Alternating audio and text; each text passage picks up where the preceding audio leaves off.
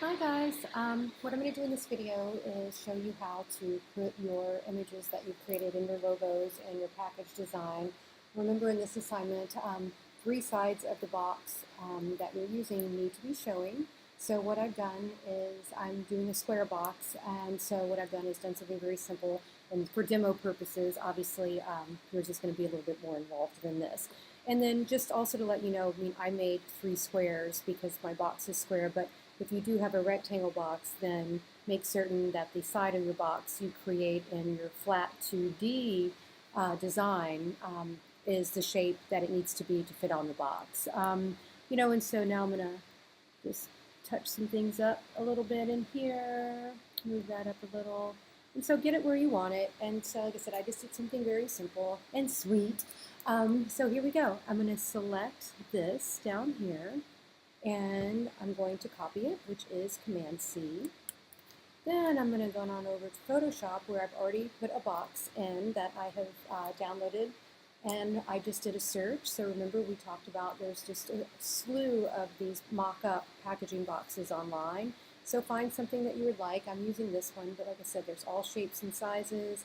So this is the one that I'm going to be using. So let me do that out. And so it's on its own layer. So I'm going to paste, Command V. I'm going to paste this as pixels. That way I can get in and actually transform and distort the image the way that I need to. It's not going to let me use distort if it's a smart object. So make sure it's on pixels. And here it is. And so now what I'm going to do is hit return, or not yet. Let me just move it over here. What I'm going to do is put it here, up in the corner, hold the Shift key, and bring it down to the size I need it to be. Obviously, I want to zoom in, so I'm going to do it this way. So make sure I'm in the right spot. And now what I'm also going to do is while I'm on this layer, instead of normal, go over and turn that to multiply. And then that way I can see the shadows underneath. And then transform. And it's not going to let us hit distort yet because I just brought it in. So what I'm going to do is hit return. And now go back and hit Command T to transform or to free transform. And with that, back here and now distort is an option.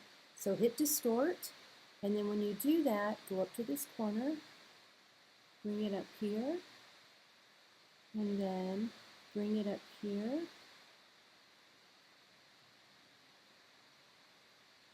And get it in here. When you get it the way you want, hit return.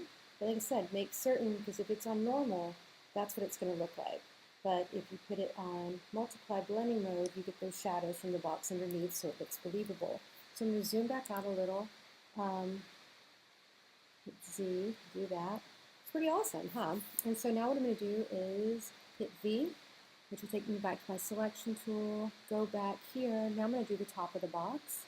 So I'm going to select all of that, copy, back to Photoshop, paste, pixels, here it is, and then I'm just going to go ahead and OK. Then I'm going to go ahead and change it to multiply so I can see through it. Now hit Command T so I can get it the size that I need it to be.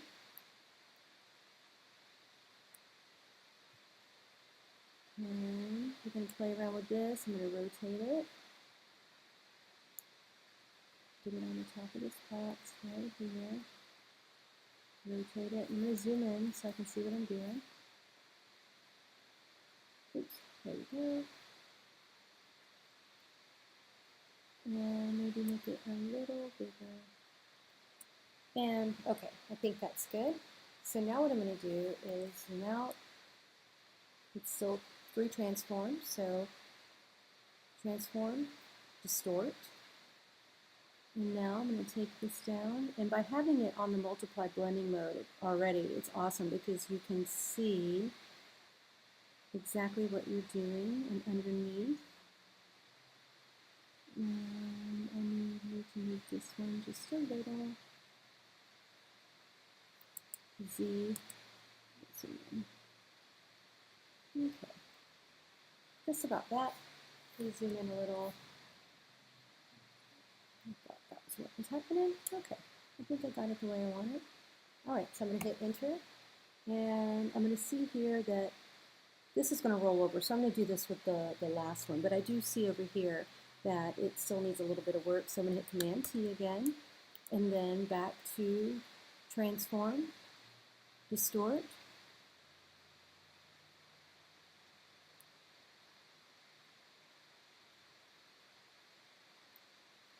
it's going to allow me to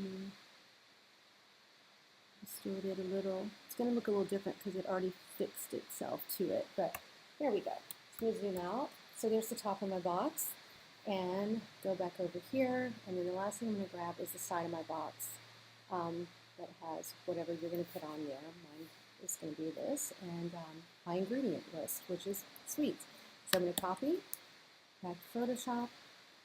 You know what to do now. Paste. Okay, you're an expert at this point, right?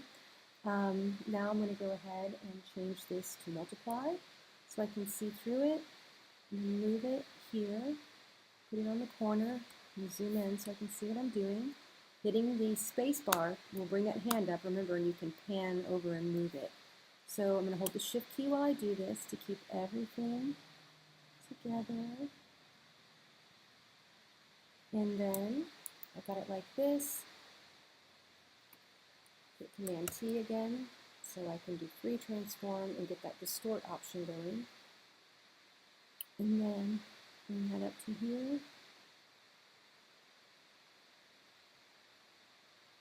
Take this corner and move it over to here. Hit return, zoom out, and there's your box. Pretty neat, isn't it? So it's once you get it together, it's pretty exciting to see. So this will help you get your designs onto your boxes. But like I said, the most important part is to get them designed flat first. I was working with a square, but like I said, if you have a rectangle, I went ahead and drew one, making certain that at that point you would draw the rectangle for the side, but the top obviously would not be a square either. The top would be, so if we were to click on this, go over to properties, you'll see that the actual width of the box is 3 inches, but you'll see over here, the width of the box is 1.5. So when you're making the top, you're going to make a square that is 1.5 by 3 inches, and then that'll be able, so you'll have a square. Well, let me just take this square, copy it over here, and then you can see over here that the width of it is 3, so I'm going to go over here and make the height of it 1.5, and now you can see that it fits this at 1.5, and then at 3, and then at 1.5, you'll see it'll flip this way. So if I were to actually take this box and let's rotate it, see that it's the same size there. So that way, you can get the top of the box that way. And then if you're noticing too, what you can also do, but I wanted to explain that to you so you understood it, is to take this box, drag it, do this, and if you click on it, it's the size that you need. But instead of showing you that first, I wanted to show you why it was 3 and 1.5 inches. But that's what you would do to get the top box to go up here if you had a rectangle. Okay? So good luck, and I can't wait to see these.